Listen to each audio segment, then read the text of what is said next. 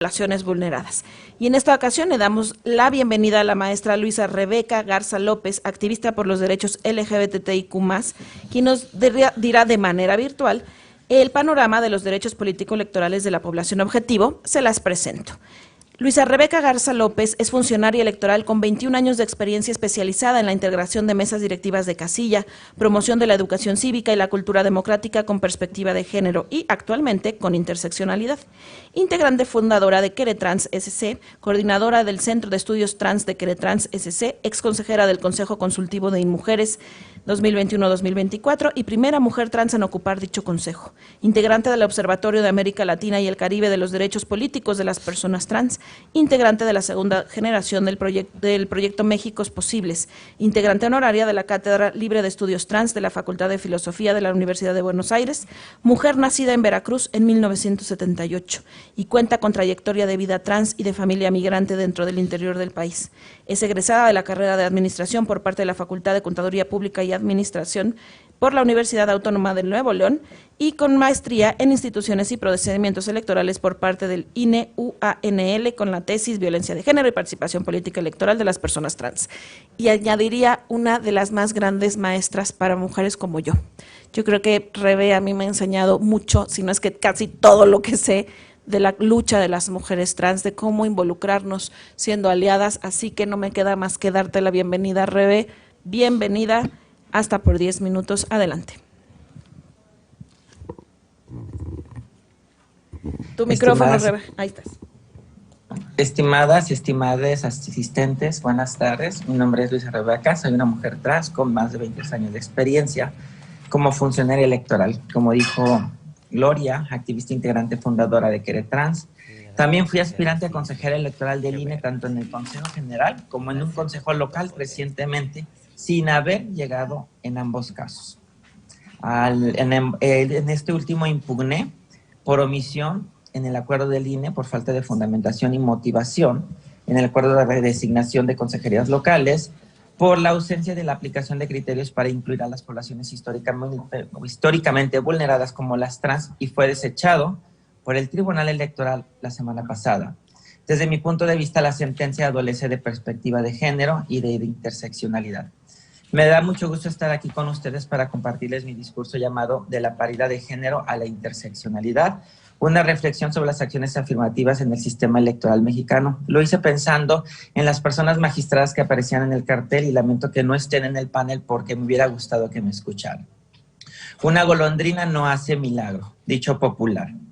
Pero antes de entrar en materia, me gustaría explicarles qué son las acciones afirmativas. Si bien lo hemos repasado, yo sí quisiera que volviéramos a recentrar el foco y repensar. ¿Por qué son importantes? Porque como he sostenido en diversos ensayos presentados en los congresos de reformas electorales como la SOME, desde el año pasado y desde este año, aparentemente se han limitado su análisis y su estudio como una política de reconocimiento identitaria, lo cual está bien, pero no está ausente de una perspectiva de redistribución de recursos políticos, económicos e incluso epistémicos, es decir, de nuestros saberes y de nuestros conocimientos.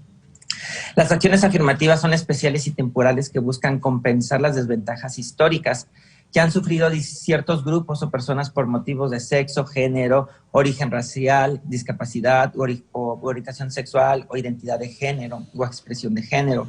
Estas medidas tienen como finalidad promover la igualdad sustantiva, la no discriminación y la participación efectiva de las poblaciones excluidas en los espacios públicos.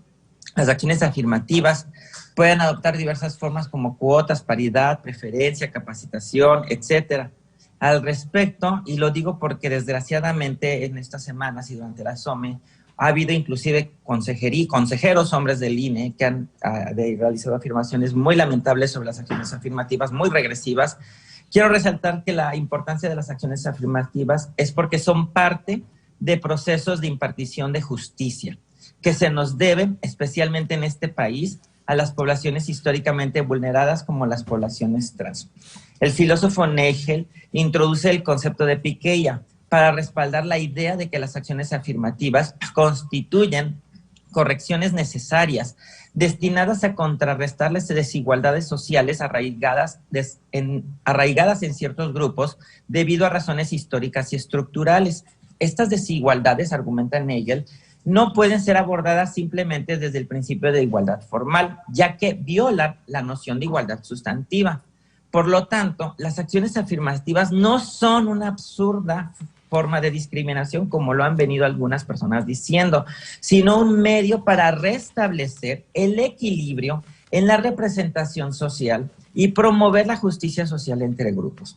Según Nagel, la epiqueia no es un principio fijo y rígido, sino un criterio aceptable, adaptable y contextual que debe ajustarse en función de las condiciones sociales y los objetivos políticos. Estas acciones no constituyen un fin en sí mismo, esto es bien importante, sino un medio para lograr una sociedad más integrada y equitativa, en la que todos los grupos tengamos oportunidades igualitarias o bien se realicen ajustes razonables en caso contrario. Es crucial, subraya Nagel, que las acciones afirmativas se desarrollen de manera transparente, participativa y responsable en su diseño, implementación y evaluación, que estas también se carecen actualmente en varias. Además del concepto de epiqueia, se han presentado otros argumentos éticos y jurídicos que respaldan la justificación de las acciones afirmativas desde una perspectiva transfeminista y crítica. Por ejemplo, los argumentos incluyen la noción de discriminación positiva propuesta por María Sofía Sagues, que aboga por un ajuste legítimo para compensar o prevenir otras formas de discriminación, así como el concepto de igualdad democrática, postulado por Elizabeth Anderson, que busca garantizar la igual consideración y respeto de una asociación política. Además, el argumento de la injusticia epistémica también está a favor de las acciones afirmativas, que es propuesto por Miranda Fricker, porque subraya la necesidad de acciones afirmativas para corregir las desigualdades en el ámbito del conocimiento y la comunicación. Este último resalta la importancia de contrarrestar la marginación y el silenciamiento de ciertos grupos en el ámbito del saber para asegurar una comprensión más completa y precisa de la realidad y la solución de los problemas sociales. En el sistema electoral mexicano, las acciones afirmativas han tenido un desarrollo importante en los últimos años, todo en relación con la representación de las mujeres cisgénero.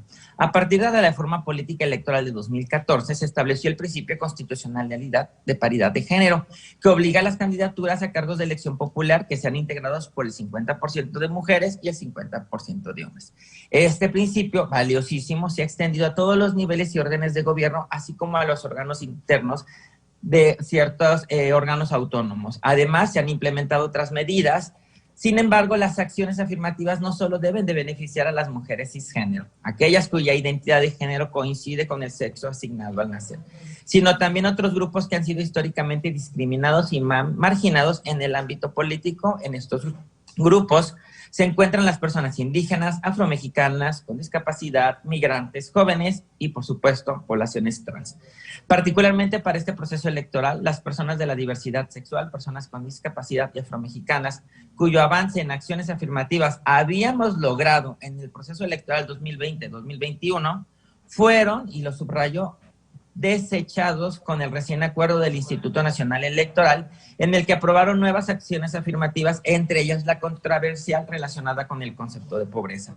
Estas poblaciones enfrentan múltiples barreras para ejercer sus derechos político-electorales, como la falta de reconocimiento de su identidad, la exclusión social y política, la estigmatización y la violencia, cosas que deben de ser analizadas cuando se resuelva o el tribunal tenga que resolver sobre este tema.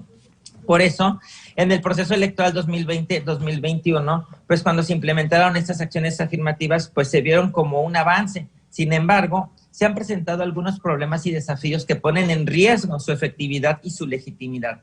Entre estos problemas y desafíos se encuentran que las acciones afirmativas han surgido como ejercicios reactivos de las autoridades electorales derivado a la presión de los movimientos sociales y no como una propuesta proactiva del Estado, planeada, presupuestada, con indicadores medibles y políticas públicas de seguimiento y evaluación. También tienen una falta de una definición clara y precisa de los conceptos y criterios, como lo he mencionado, que sustentan las acciones afirmativas, lo que genera confusión e inconsistencia en su aplicación.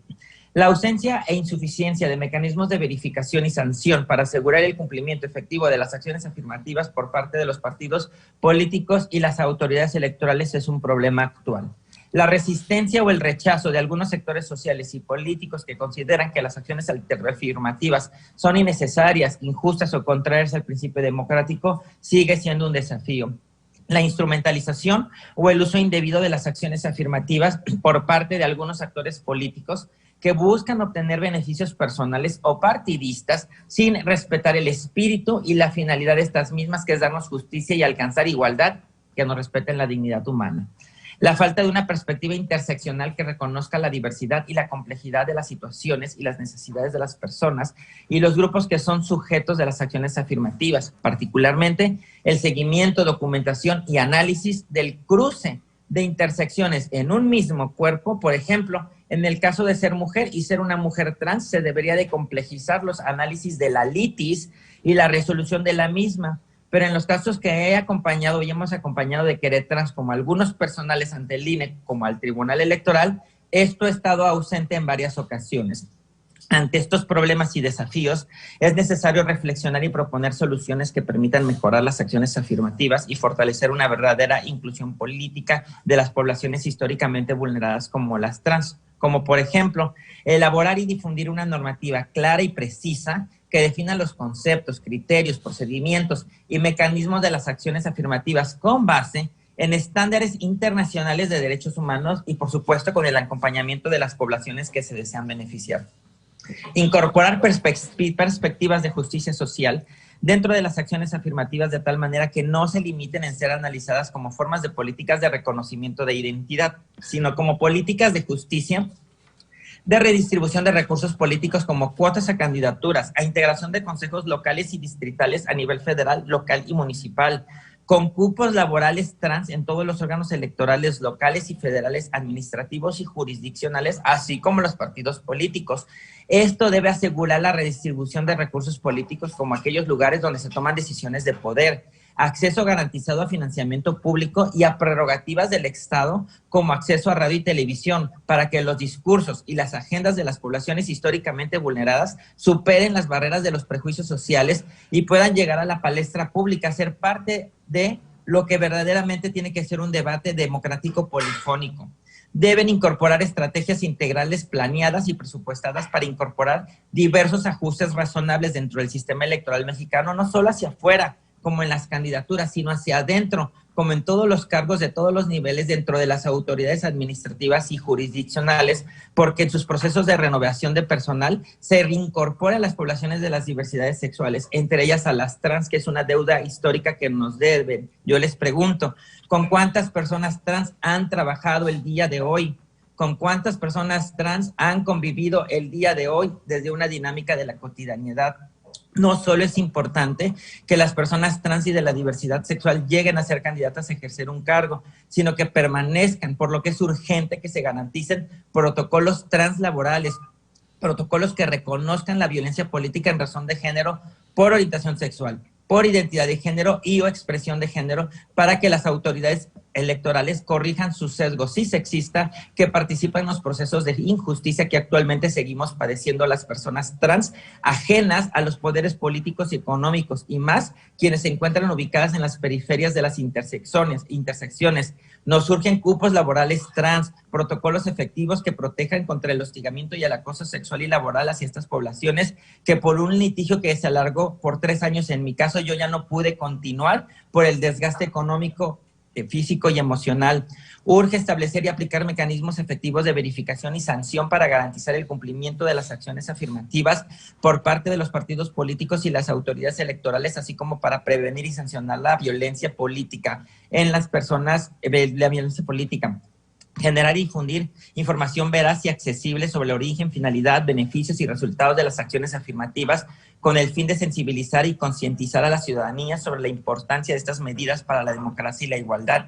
Fomentar la participación activa y el empoderamiento de las personas y los grupos que son sujetos de las acciones afirmativas mediante procesos de capacitación, acompañamiento, defensa de sus derechos políticos, electorales y asesoría porque si no, mandan a las personas trans como carne de cañón al sistema electoral mexicano.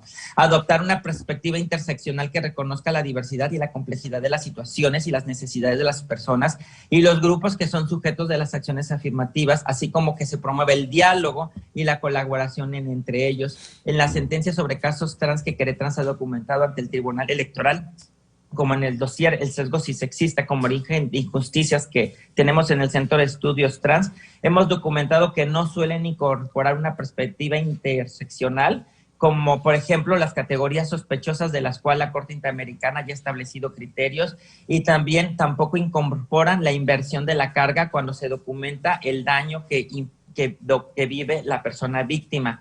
Le llamamos a eso que hacen un recorte de la litis que no recupera la exigencia transformadora de las estructuras políticas, sociales y económicas que han sostenido y siguen sosteniendo la exclusión y las violencias de las denuncias de las poblaciones históricamente vulnerables. Rebe, te pediría ir concluyendo, por favor. Superficial, ya estoy concluyendo, y se quedan en el análisis superficial producto del abordaje de las acciones afirmativas como medidas solo de conocimiento de la identidad y no de redistribución de recursos. La inclusión solo no es un acto nada más de incorporar, sino debe ser entendida como de transformación de estructuras de poder que eliminen las creencias, prácticas y discursos que normalizan las ideas de jerarquía y de subordinación. Para concluir, ya quiero hacer un llamado a la acción. Les invito a que se sumen a esta causa por la inclusión. Les invito a que se informen, se involucren, se expresen y se movilicen por el respeto y la garantía de los derechos políticos electorales. Les invito a que las personas trans reconozcan que no merecemos el odio ni la indiferencia. Las personas trans merecemos que nos miren como sus iguales. Hasta pronto y muchas gracias. Muchas gracias, Rebe, y te digo que sí estaban aquí los magistrados, las magistradas y los magistrados, que decías que a lo mejor no te habían escuchado, y sí está aquí la magistrada Mónica Lozano, el magistrado Luis Espíndola y la magistrada Marta Mercado, o sea que te escucharon y espero que hayan tomado nota porque les dejó senda tarea de frente. Y como bien nos lo dice Rebeca, estas nuevas formas que no son tan nuevas de discriminación, pero que hay que incorporarlas